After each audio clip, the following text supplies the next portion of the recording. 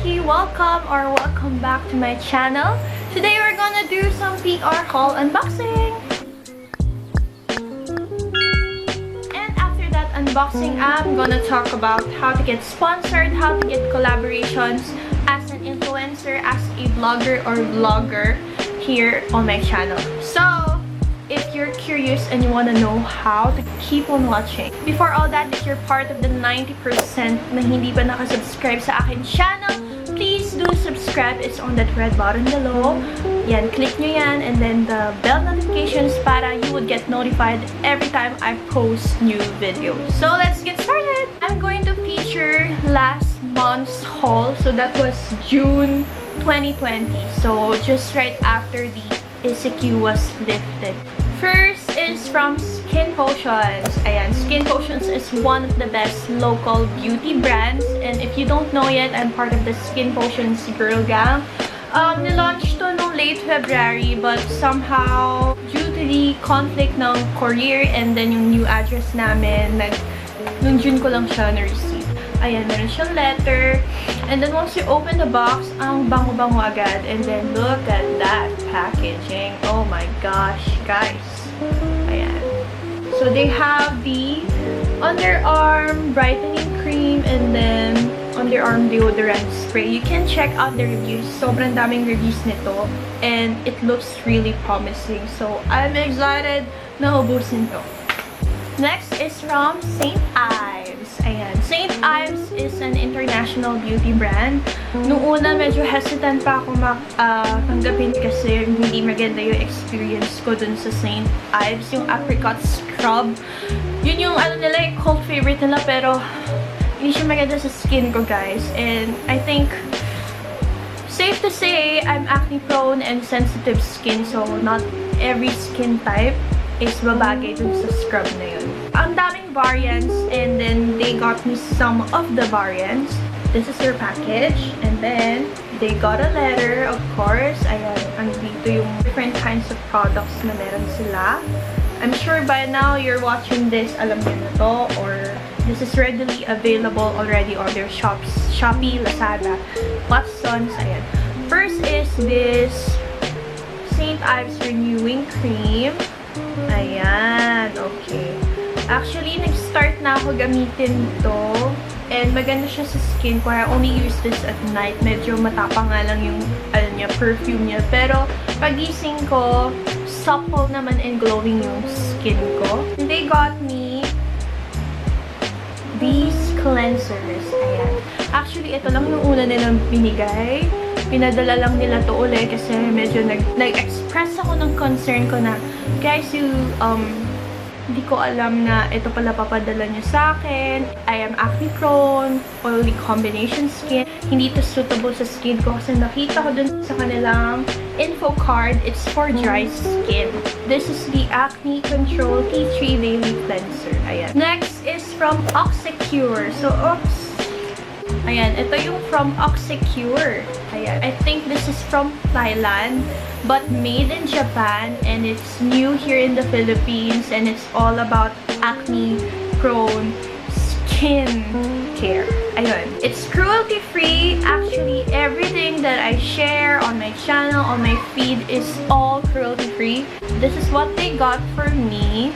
And then, guys, ang ganda nito. Lately, I've been trying this out. Yung Acne Clear Powder Mud nila. Mura lang to, nasa 80 pesos, 80 something, and effective naman siya. You can use this as a mask, but I prefer to use it as spot treatment. Anyways, everything that I'm gonna share here, yung mga details nila is on the description box below, so you may check it out, okay? Ito yung claims nito. It quickly dries out acne, exfoliates dead skin, faves post-acne marks, kaya I use this talaga for spot treatment. Although, I also tried this out, pero for a few days lang. Actually, pinost ko rin siya sa Instagram ko, pero napansin ko masyado siyang matapang. I think this is really for those na merong malalang acne. Pero kung mga pa isa-isa, dalawa, tatlo lang na acne at or kaya mga bumps lang, ayan, you can try this out. Mas mura pa to. Ito nasa 350 to eh. Next is some clothing. So this one is from Zahiya. Ayan, I got 3. Actually 4. Ito kasi top and bottom. And then, dalawang cute tops. I'm your new brand ambassador. So, check out the description box below if you want to shop on Zahiya and you want to save extra using my promo code. Every purchase then, meron silang free na binibigay na face mask. It looks so cute. And then, that one. Ayan o, yung 3D earrings nila. I mean, look at that, guys. Look at the quality. Ito yung pants. Ayan o. Basta ang ganda nito. Guys, do you wanna try it on haul? Kasi marami rin akong biniling items, clothing from Shopee, and if you want to see them, then maybe I'll do a try on haul for the first time. Oh, wow! So cute! Off-shoulder top siya. Ayan. Tube! Ayan, may tube na tayo na black. It's so pretty! It's like pastel green. Ang ganda. Oh my gosh.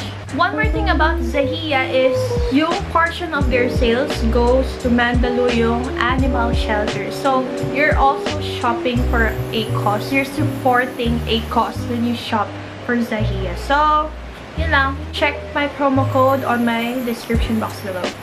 Next is from Lure Collective. So, this is what I got from Lure Collective. Lure Collective is a shop ng sobrang gaganda, trendy na earrings, necklaces. So, if you love jewelries at gusto mo ng murang jewelries, you should check it out, guys. Links on the description box below. Previously, they are Soul Sparkle, pero naging DTI registered sila, and then they changed and they rebranded into Lure Collective. So, I'm gonna show you what I got. If you know me, I love hearts. I love hearts. So, this is what they got for me. Ayan. Ang gaganda, diba, guys? Take note, hindi ito lahat PR. Meron akong mga binili dito. Ayan, ito suot ko, yung bagong. Kaka-receive ko lang nito, ayan, from Lure Collective. Guys, ang ganda ng necklace ko, diba? And dalawa yung colors na yan. And it's stainless steel as well. Yung isa, lavender, and then this one, yung clear. So nice, diba? 300 lang yan. New ones from Lure Collective. Ayan. Another heart. Mini hoop earrings. Ayan.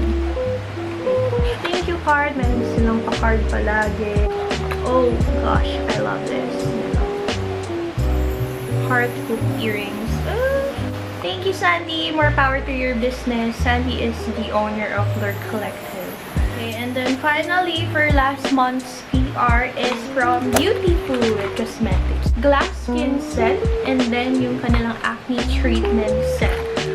Anyway, guys, yung glass skin set nila, yung cleanser nila, this pink one, every time I use this, kasi ang dami kong stocks nito na binigay nila, smooth ng skin ko, tapos nagsasmoothen out yung textures sa skin ko. Like, kunwari pag marami kang whiteheads or kaya mga mini bumps, acne, yun, natatanggal niya. Kaya, tapos gentle cleanser lang din siya. So, don't expect it to remove your makeup.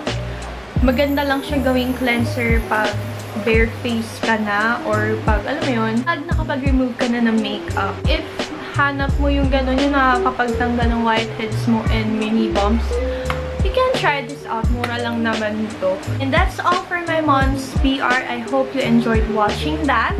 And of course, as promised, I'm gonna share with you how to get sponsored, how to get collaborations as an influencer, as a vlogger. Just a disclaimer, I'm not a professional social media marketer or strategist, whatever you call that.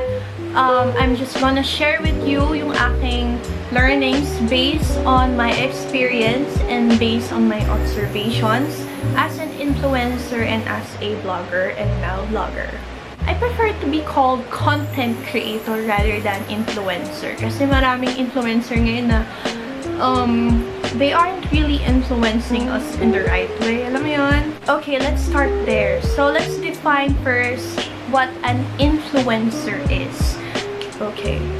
you're watching this because you're an aspiring influencer. Hindi naman ako ganun ka big time influencer, right? I'm just a micro influencer. Pero what is influencer for me? I think being an influencer means you're influencing people in a positive way, in the right way. Alam mo yun? You're adding value to people. You're being your authentic self, and therefore being your authentic self, your true self. You inspire people, diba? Being an influencer isn't just about modeling for a skincare or makeup that you never even use. Isn't all about posting all your bikini pictures. You get my point, diba? Paano ma-sponsor, paano magkaroon ng collaborations with brands you love? First of all, focus on just one social media platform first. Ako, ang focus ko talaga that time is Instagram. So, dun ako nag-focus muna. Just because I thought, well, I love sharing about my skincare journey. I love sharing about my skincare makeup. So, why don't I start sharing them on Instagram? So, dun nag-start yun. Ginawa kong public. Medyo mahirap yun, guys, for me. Kasi I love a private life. Pero, simula nung ginawa kong public yun, medyo ups na yun.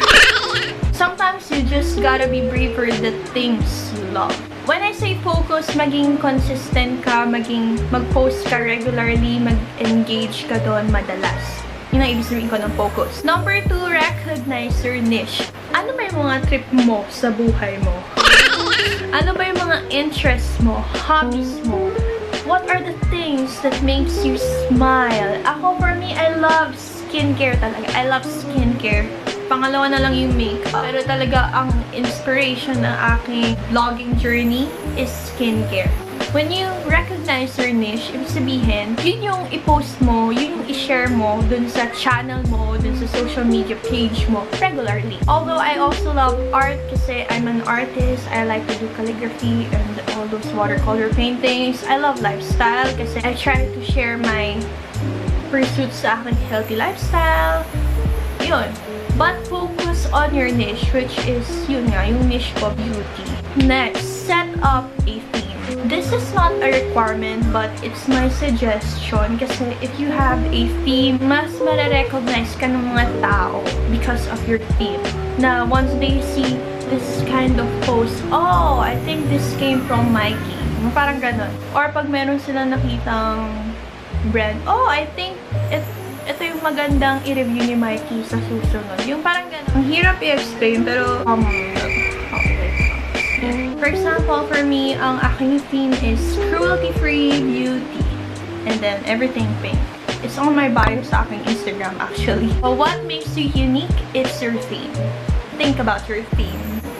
Post honest reviews. Share ka lang ng share hanggang sa one day magugulat ka na lang. Mayroong magre-reach out sa'yo na brand and gusto ko nila padalhan, gusto nila i-review mo sila. Doon magsisimula yun, guys. Sabi nga nila, fake it till you make it. So, ako, nung time na yun, talagang share lang ako ng reviews ko ng mga skincare or body care products na nagagamit ko. And then, my friends are loving my reviews until sa medyo nag-grow na siya. Tapos yun, yung mga brands na lang mismo lumalapit sa akin. I didn't even have to pitch in, to write to them, to beg for them, na sponsor me, ganun-ganun. Nothing is bad about that, but use your discretion din. Merong mga brands kasi nawala yun sa budget nila. And of course, you have to think about them then. Ano bang makukuha nila doon?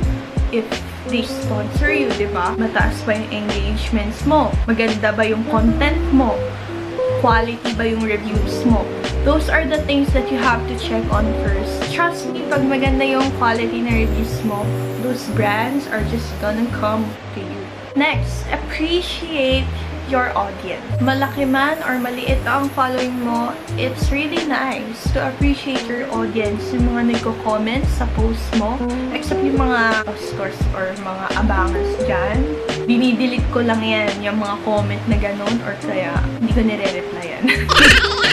If you're one of those people, sorry not sorry. you're creepy. Pag nag-comment sila, mag-thank you ka, mag-reply ka. Pag nag-message sila, replyan mo sila.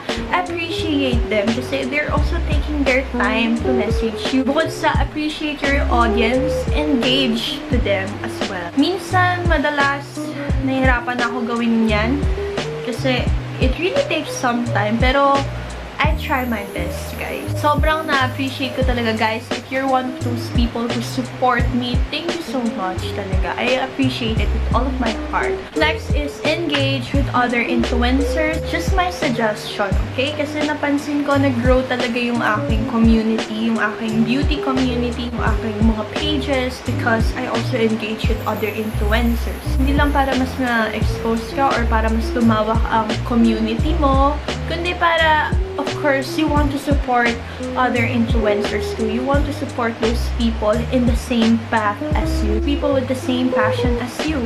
Diba? Most of that, nangyayari yan pag uma-attend ka na ng vlog event. So, yung first vlog event ko is from Skin Potions. Kasi actually, nag-start ako. Ayan na, ikukwento ko na yung aking vlogging journey. Di ba nga ginawa kong public yung account ko nun. And then from that, start na ako mag-post ng mga non-sponsored reviews. And then hanggang sa nagkaroon ng Girl Gang, Skin Potions Girl Gang search. And sumali ako, nag-post ako ng photos ko and some of my Skin Potions haul. Kasi nagustuhan ko talaga yung skincare products ng Skin Potions. And then nagulat na lang ako na natanggap ako. Nasama ako dun sa Skin Potions kahit ang following ko that time is just 1,000 sa Instagram. Promise. From there, na-invite na ako sa first vlog event nila. Tsaka kasi when you meet other influencers, other vloggers, you learn from them as well, diba? Nagbibigay rin sila ng tips nila, ng support nila. Yun yung pinakamaganda doon. Kaya talagang all out din ako ng support sa kanila, diba? Kasi they support me too eh, diba?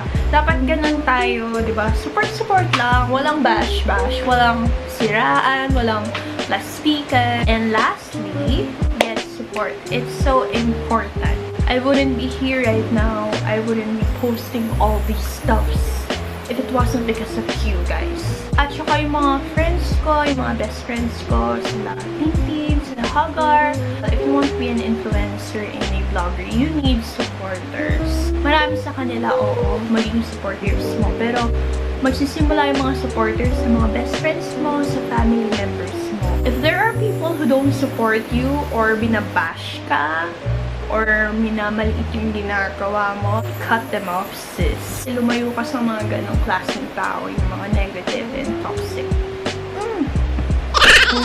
But, of course, discernment din. Not every collaboration, not every sponsored products needs to be accepted.